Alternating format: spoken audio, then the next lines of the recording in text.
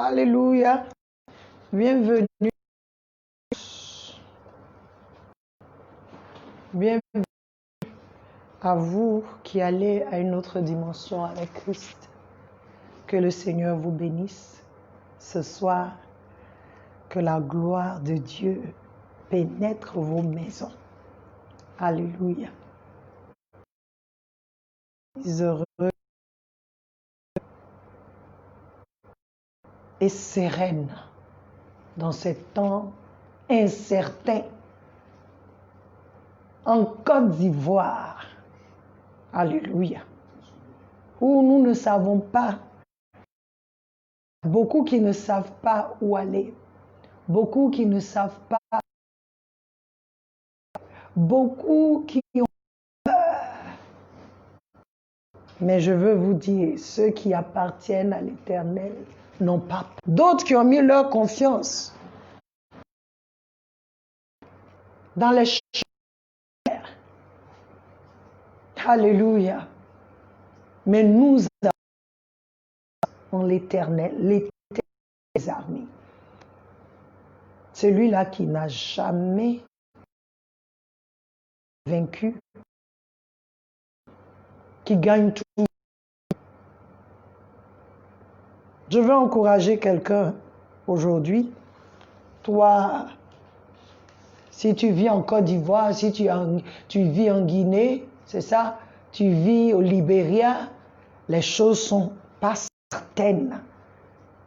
Mais il y a un qui est de l'homme. Quand on est dans un truc que c'est le temps de quitter là, on ne veut pas quitter parce que l'homme aime le pouvoir. Mais celui qui donne le pouvoir, c'est Dieu. Vaut mieux quitter le pouvoir avec honneur que déshonneur.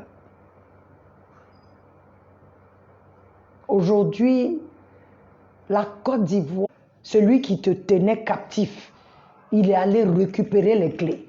Celui qui te tenait captif, parce que tu avais péché, parce que tu avais des pactes, des alliances avec lui, il est allé, il a effacé ces choses-là avec son sang. Il est digne de ta confiance. Il est digne de ma confiance. C'est lui seul qui peut changer les choses.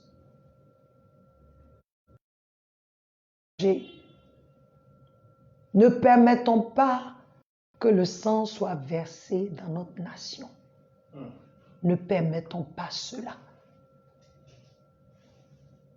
C'est le parti politique. C'est ce que le diable veut nous faire croire. Les Djoulas sont ici, les Baoulés sont ici, les Agnis sont ici, les Burkinabés sont ici, les Maliens sont ici. C'est ce que l'ennemi veut nous amener à croire. Mais l'enjeu est plus grand que ça. Qui va s'asseoir? Quel règne des dominations, des dirigeants de ce monde de ténèbres? Voici ces choses-là qui imposer le royaume des ténèbres. Ce n'est pas un homme. Ce n'est pas un homme. Évitons de verser le sang. Élevons la voix vers celui-là qui peut tout changer. Il est penser que Dieu est surpris par ce qui se passe en Côte d'Ivoire. Il n'est pas surpris. C'est nous qui sommes surpris. Dieu n'est pas surpris. Je ne parle pas beaucoup de la nation, je viens pour enseigner. Mais aujourd'hui, parce qu'on n'est pas loin, donc je veux t'encourager que tu as le secours aux yeux. Celui qui est en Jésus, tu es caché. Alléluia. Tu es caché. Regarde, c'est les montagnes. Là se trouve notre Dieu. Église, tu es cette montagne sainte. Partout où tu te trouves, où la nation doit courir pour trouver la paix, la joie. Parce que la vraie paix, c'est Jésus qui donne. La vraie Jésus. Parce que toutes ces choses-là, c'est le fruit du Saint-Esprit. Ce n'est pas en un homme. Beaucoup ont été déçus. Hein? Aujourd'hui, là, il y a beaucoup qui ont fait revirement. Pourquoi? Parce que tu as mis ta confiance en un. Dis, soit celui qui met sa confiance en un homme. C'est la Bible. Dieu dit, tu as confiance en un homme. Confiance en lui parce qu'il dit, celui qui met sa confiance en l'Éternel n'aura jamais honte. Il ne sera jamais confus. Ça, c'est la parole de Dieu. Je veux nous encourager. Si tu as peur, c'est normal parce que l'homme est méchant. Mais tu ne dois pas marcher selon cette peur. En Jésus, tu es secouru d'avance. Parce qu'il t'a enlevé, celui qui met son Jésus des chaînes.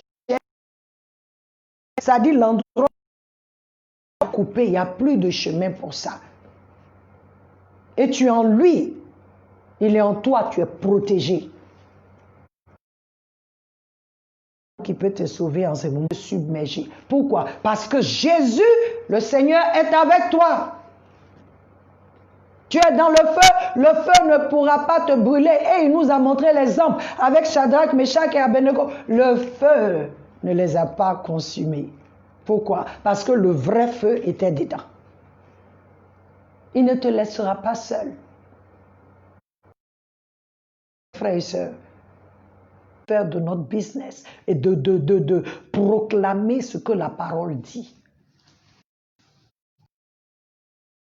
Normalement, cette nation doit être. Pourquoi? Parce que c'est toi l'Église, toi qui représente. On dit, you set apart. C'est toi qui mets les choses, c'est-à-dire tout ce qui se passe spirituellement. C'est toi qui mets tout ça en place. Si on à ne rien faire que de faire des discours, d'être dans des partis, il y a un seul parti, hein. Le politicien que moi je suis, il s'appelle Jésus. C'est son royaume qui m'intéresse. Parce que si son royaume vient en Côte d'Ivoire, tu auras la paix, j'aurai la paix. Et je prie que son royaume vienne en Côte d'Ivoire. Quand son royaume vient, les âmes sont sauvées. Et quand les âmes sont sauvées, il y a un amour vrai. Témoigner comme tu l'as dit. Celui-ci est mon fils bien-aimé en qui je prends plaisir. Nous voulons être ce genre de vase. Que tu dises cela de nous. Que tu prends tout ton plaisir en nous. Parce que nous sommes ceux-là qui faisons exactement ce que tu veux qu'on fasse. Béni sois-tu pour la Côte d'Ivoire. Béni sois-tu pour la Guinée. Béni sois-tu pour le Mali. Béni sois-tu pour le Libéria. Béni sois-tu pour les États-Unis d'Amérique. Béni sois-tu, Seigneur, pour toutes les nations où il y a des élections actuellement. Nous te les confions et nous prions au Dieu que, Seigneur, ton choix soit établi. Gloire, comme les eaux remplissent les profondeurs, que la nation ivoirienne est pour Dieu le Seigneur Jésus-Christ. Au nom de Jésus. Amen. Amen. Amen. Gloire à Dieu. Nous sommes encore là. Notre thème, c'est témoin de Dieu. Notre thème du mois. Alléluia. Mais aujourd'hui, notre sous-thème, c'est comment témoigner de Dieu. Gloire à Jésus. Et notre écriture, c'est 1 Corinthiens 2, 1 à 5. Et je vais lire ça pour nous. 1 Corinthiens 2, chapitre 2, versets 1 à 5. Je lis, là, c'est la Bible Thompson. Hein. J'aime bien aussi la Bible, comment elle s'appelle? Vie nouvelle, parole vivante. Et je vais vous lire, parce que la parole vivante nous rend la chose encore beaucoup plus... elle explique un peu. Donc je vais lire ça pour nous. Voilà ce que la Bible nous dit. Verset 1. C'est pourquoi, moi aussi, frère, lorsque je suis arrivé chez vous, je ne suis pas venu apporter le témoignage de Dieu avec des paroles sublimes ou de brillantes démonstrations. Je voulais vous montrer que tout mon savoir résidait en une personne, Jésus-Christ, et en un fait, sa mort sur la croix. De plus, lorsque je suis arrivé chez vous, j'avais pleinement conscience de mon insuffisance. Je me sentais faible et craintif. Et durant mon séjour au milieu de vous, j'étais plein d'inquiétude. Verset 4. Mon message n'avait certes rien d'un discours éloquent ou d'un raisonnement habile. Je n'ai pas voulu vous convaincre par des paroles persuasive ou des arguments subtils. Si ma prédication agissait en vous, elle ne le devait ni aux artifices du langage, ni à des raisonnements propres à entraîner l'adhésion des gens. Toute mon efficacité était due à l'action manifeste et puissante de l'Esprit de Dieu. Car il fallait que votre foi soit fondée non sur la sagesse humaine, mais sur la puissance de Dieu. Alléluia. Alléluia. Comment toi et moi devons témoigner de Dieu? D'abord, je vais vous dire comment ne pas déclarer ou annoncer le témoignage de Dieu. Comment ne pas le faire? Les versets 1 à 4. Paul dit, je ne suis pas venu apporter le témoignage de Dieu avec des paroles sublimes ou de brillantes démonstrations. Il dit, ce n'est pas dans la chair. Alléluia. Ce n'est pas une histoire de compétences.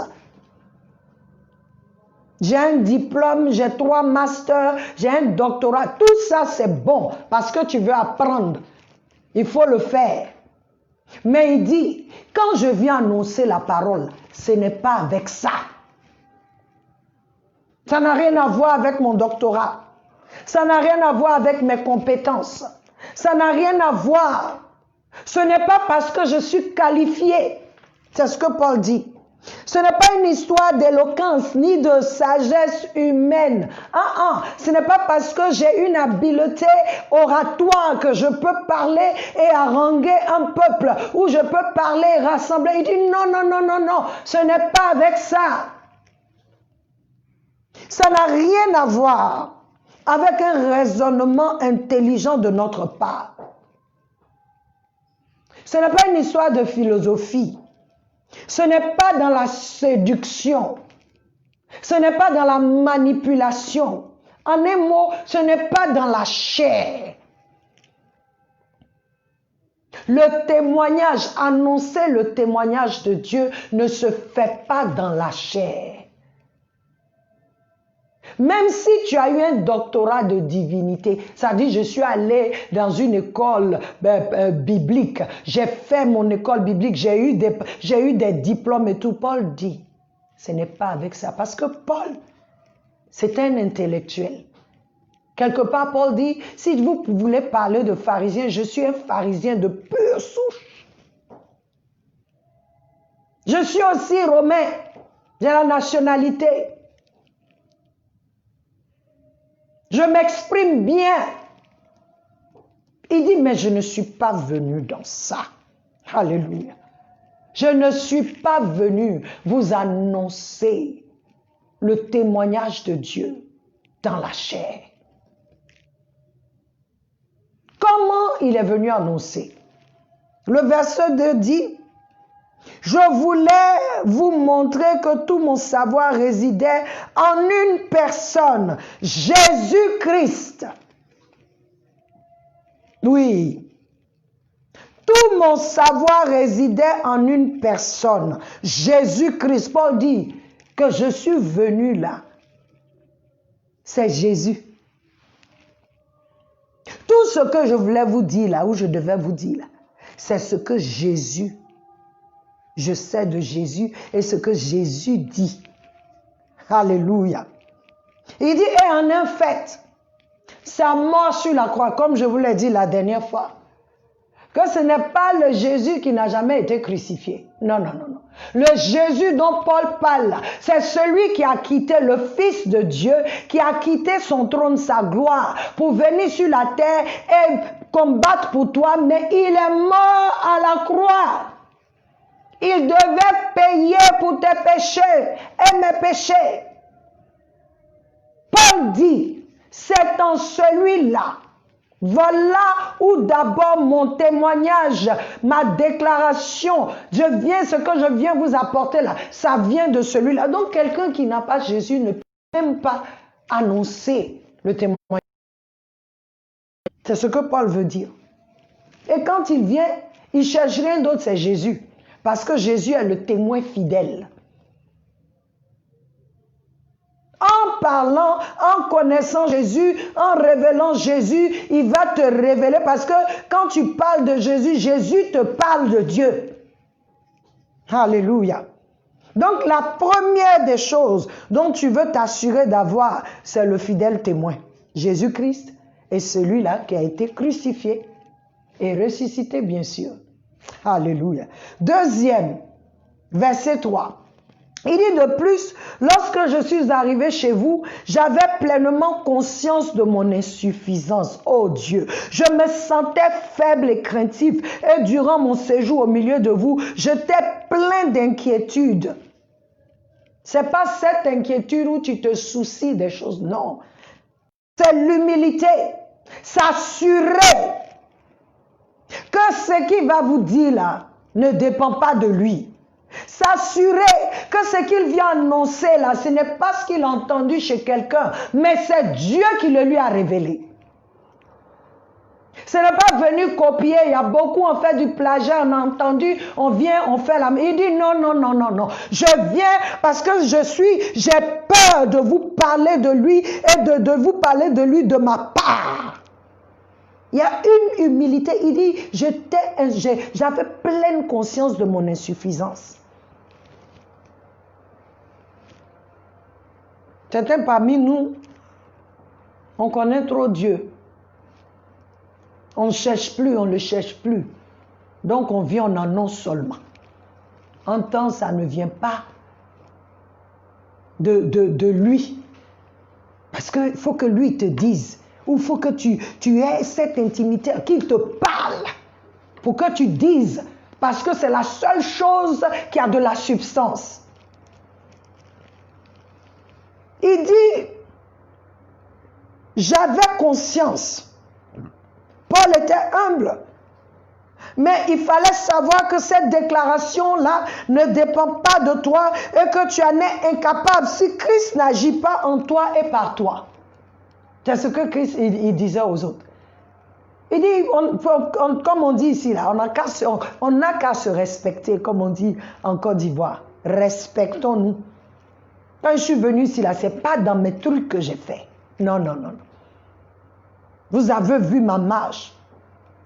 Moi-même, là, j'avais peur. Et chaque fois que je dois vous parler, je veux m'assurer que ça ne vient pas de mes pensées, ça ne vient pas.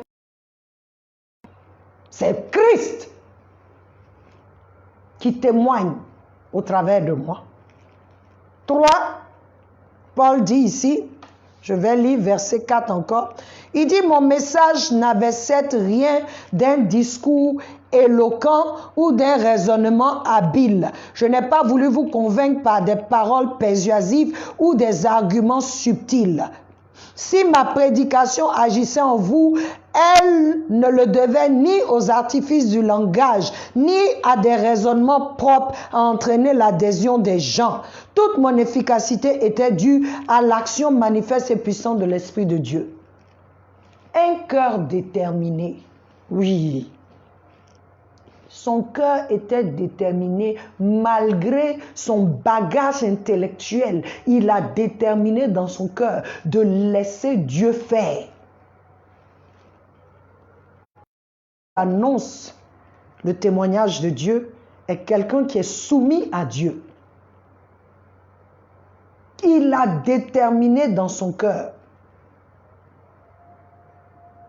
qu'il ne viendra pas. Ce n'est pas un discours éloquent. C'est bon que tu aies la... C'est bon que tu puisses parler. Dieu a besoin de ce tempérament. Chacun de nous a un tempérament que Dieu veut utiliser.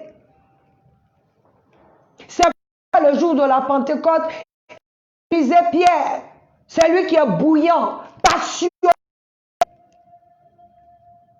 pour pouvoir donner, annoncer, déclarer le témoignage de Dieu. Il y a eu 3000 âmes sauvées, mes frères. Parce qu'ils ont vu quelque chose. Ils ont entendu quelque chose. Je pense même que nous devons faire attention. Parce que la Bible dit que lorsque les pharisiens voyaient comment on appelle ça, l'audace de Pierre et de Jean, ils ont reconnu qu'ils étaient avec Jésus. Parce que cela, c'était des différences dans ta vie. De l'Esprit de Dieu. Que cette déclaration soit l'œuvre du Saint-Esprit à travers toi. Alléluia. Oui. Ce n'est pas à travers quelqu'un. Hein. Ce n'est pas quelqu'un d'autre qui doit venir faire. Ce n'est pas mon intelligence. Non. Il dit, il y a un qui doit faire ça en toi et par toi.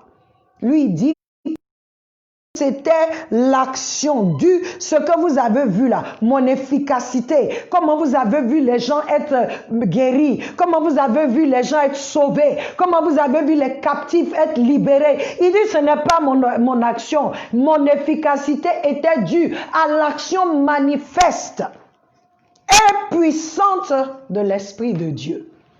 Dans d'autres passages, il dit, c'était en démonstration de l'esprit et de la puissance. En démonstration de l'esprit et de la puissance. Donc, ce n'est pas en démonstration de moi. Mon éloquence ne peut pas sauver quelqu'un. C'est important, je ne dis pas que ce n'est pas important. Mais ça ne peut pas sauver quelqu'un. Ma philosophie ne peut pas sauver quelqu'un. Même mon témoignage. La Bible nous parle dans le Jean chapitre 4, l'histoire de...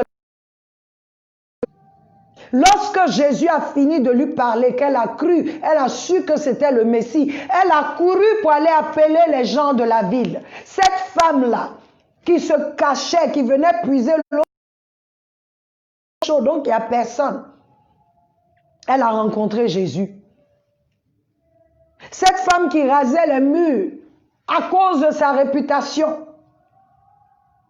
Quand elle a eu Jésus, la Bible dit elle a laissé son pot là. Elle a couru en ville. Les gens qui la critiquaient là, elle ne s'est même pas occupée. Elle s'est dit non, non, non. Ce que je viens de recevoir, ils doivent recevoir.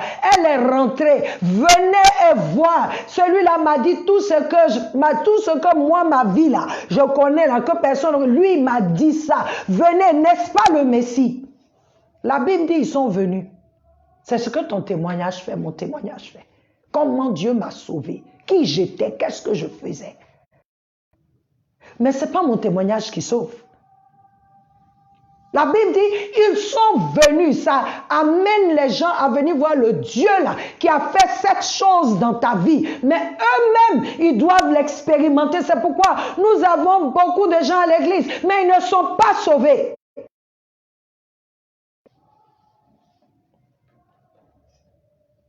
La femme, de par elle, on dit la cité, the whole city came out. La ville est sortie. Venir écouter Jésus. Demander à Jésus de rester. Et après, qu'est-ce qu'ils disent? Nous croyons maintenant, pas parce que tu as dit, mais parce que nous l'avons entendu nous-mêmes. Mon frère, c'est bon ton témoignage, mon témoignage. Nous devons rendre témoignage de ce que Dieu a fait pour nous. Ça va inciter, à mener quelqu'un, la curiosité. C'est comme si toi et moi, nous sommes ce buisson ardent qui brûle là. Vous comprenez, quand on vient de rendre le témoignage de ce que Dieu a fait dans notre vie, quand on fait ça là, il y a quelqu'un qui s'est dit, ah mais moi aussi j'étais comme ça, donc je m'en vais voir ce Dieu là. Maintenant, sa rencontre, le one-on-one avec Dieu, doit changer sa vie. Nous avons beaucoup de gens à l'église, mais qui ne sont pas sauvés.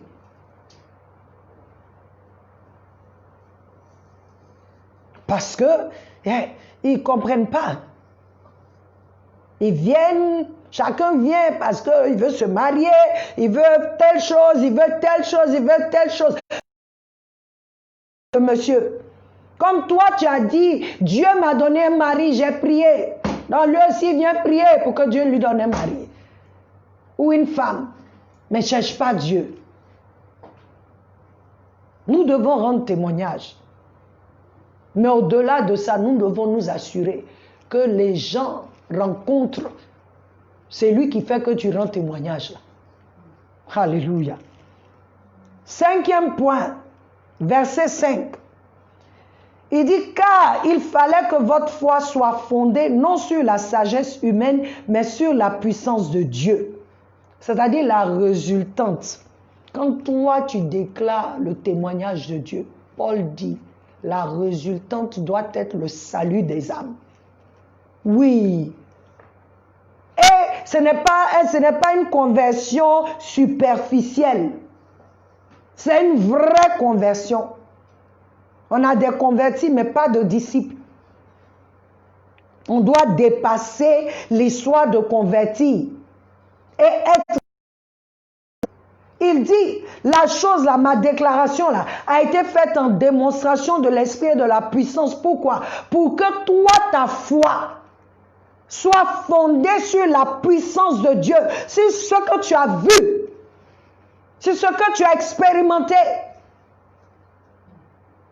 Pas sur moi, pas parce que je suis venu et que j'étais grand, j'étais fort, tu as regardé ma... ça n'a rien à voir.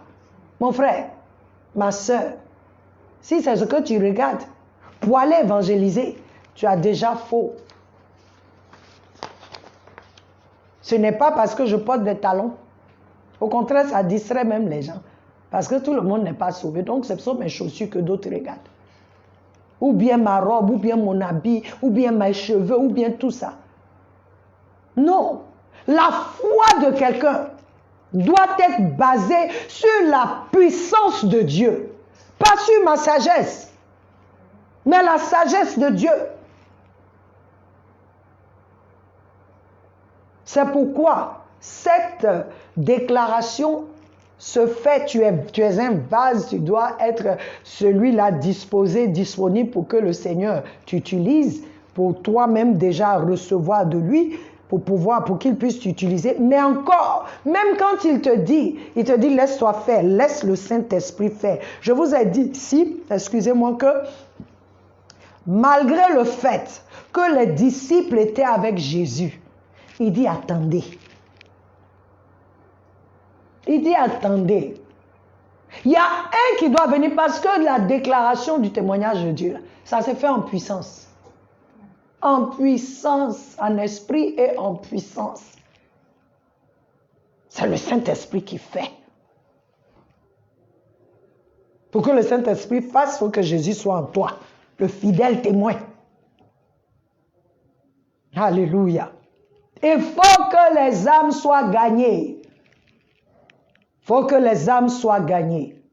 C'est ça, le cœur de Dieu. Son témoignage, c'est pour amener les âmes à la lumière. C'est pour libérer les captifs. C'est pour délivrer les prisonniers. Quelqu'un qui voit Dieu ne peut plus être le même. Il va changer. Alléluia. Il va changer. Et quel que soit ce qui adviendra, ce dernier restera ferme dans sa foi parce que sa foi est fondée sur la puissance de Dieu, la sagesse de Dieu. Et le dernier point, 6e, de ce que j'ai pu écrire ici, il dit,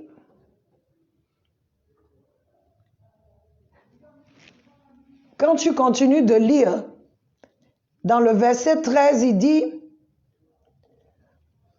et c'est là le thème de notre prédication, nous en parlons Non avec les méthodes, écoutez-moi bien, avec les méthodes apprises de la sagesse humaine. Même l'école biblique que j'ai fait là, ce n'est pas la méthode que je choisis. Non. L'école biblique, là, ça m'aide peut-être à comprendre les choses, à certaines choses, mais celui qui me donne la vraie connaissance, c'est le Saint-Esprit. Oui, c'est le grand enseignant. Il dit que non, nous en parlons non avec les méthodes apprises de la sagesse humaine. Point 2, point 3, point 5. Bon, quand tu fais ça, voilà ce qui doit arriver. Non, hein, Dieu là, c'est pas 1 plus 1 égale 2. Avec Dieu, 1 plus 1 égale 1. Il dit 2 feront fuir 10 000.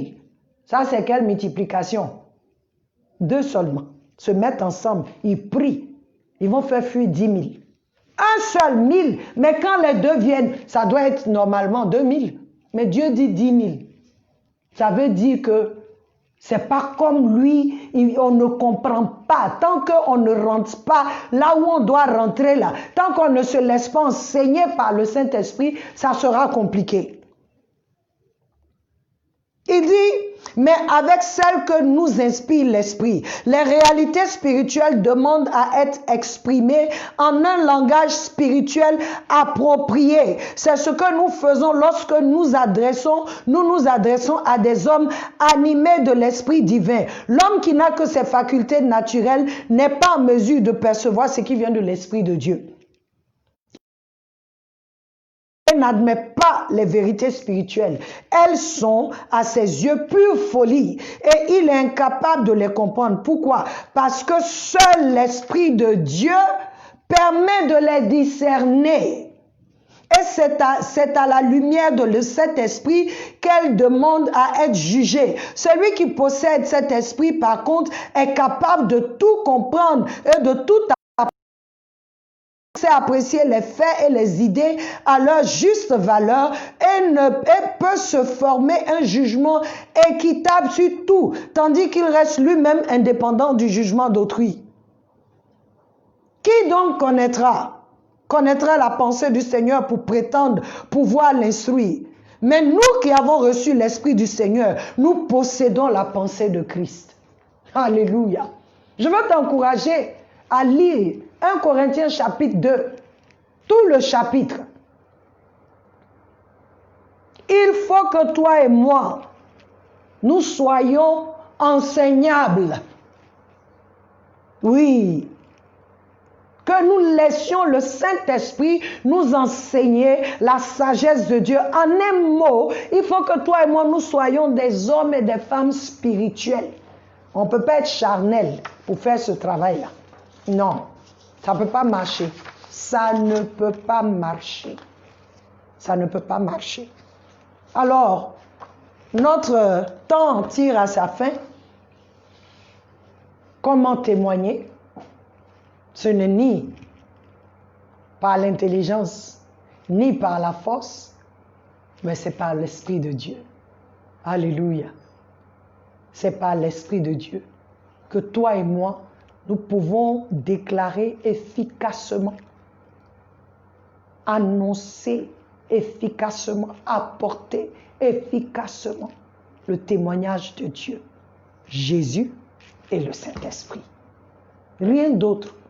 Toi-même, tu ne peux pas, moi-même, je ne peux pas. Il faut que ça vienne de lui. Il faut que tu lui demandes. Il faut que tu... C'est ça, il faut passer du temps avec lui pour lui demander, j'ai fait comment? Même quand on t'invite à prêcher, tu dois demander à Dieu. Souvent, c'est vrai, on nous donne les thèmes. Mais quand tu prends les thèmes, là, Dieu peut changer. Il te donne le thème et il te donne une autre compréhension. Parce que pour ce peuple-là, voilà comment il veut se révéler. Nous devons faire attention, peuple de Dieu. Le témoignage de Dieu n'est pas une histoire de je sais, où je suis fort, je suis qualifié. Non, non, non. C'est lui qui fait par toi. Sois comme Pierre, qui n'était qu'un pêcheur de poissons. Mais quand Il a permis au Saint-Esprit de le faire. Ah, il a fait des choses extraordinaires. Je veux nous encourager. Alléluia. Notre temps tire à sa fin. Que le Seigneur nous bénisse. Il a béni sa parole. Et je prie que cette parole-là active quelque chose en toi, déclenche quelque chose en toi, et que désormais, tu ne te fasses plus confiance. Tu ne cherches pas à t'appuyer sur ta propre sagesse ou sur tes diplômes, mais que tu t'appuies sur lui. Tu le laisses faire en toi et par toi. C'est beaucoup plus facile, je vous dis, et c'est beaucoup plus merveilleux. Parce que quand tu vois que le Seigneur te parle et que tu enseignes, tu dis, waouh, Seigneur, c'est ça. David dit, ouvre mes yeux afin que je voie les merveilles de tes préceptes. C'est ça. Parce que cette Bible-là peut être une lettre, c'est la lettre devant toi. Mais quand tu le laisses faire, elle devient vivante. Je veux t'encourager. Veux-tu vraiment être ce témoin efficace? C'est possible. Et il nous donne les outils.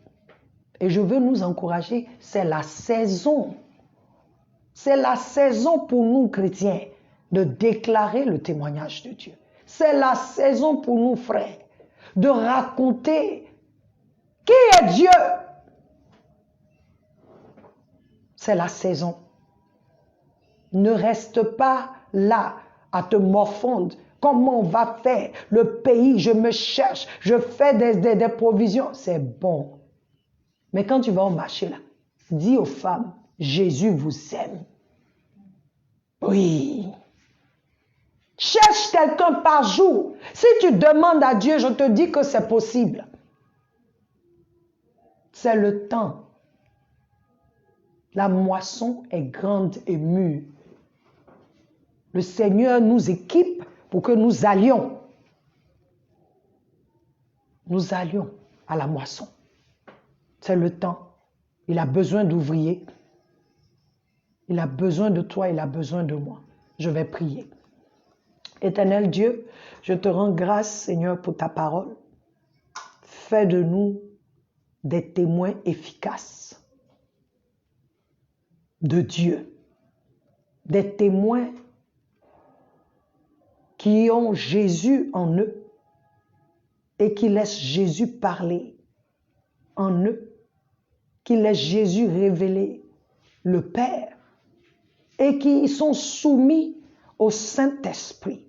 Que ton Église, oh Dieu, recherche plutôt ta face pour déclarer ton témoignage au monde, pour proclamer qui tu es au monde. Ramène-nous, Seigneur, à cette place-là. Ramène nos cœurs individuellement, collectivement. Ramène-nous sur ta parole.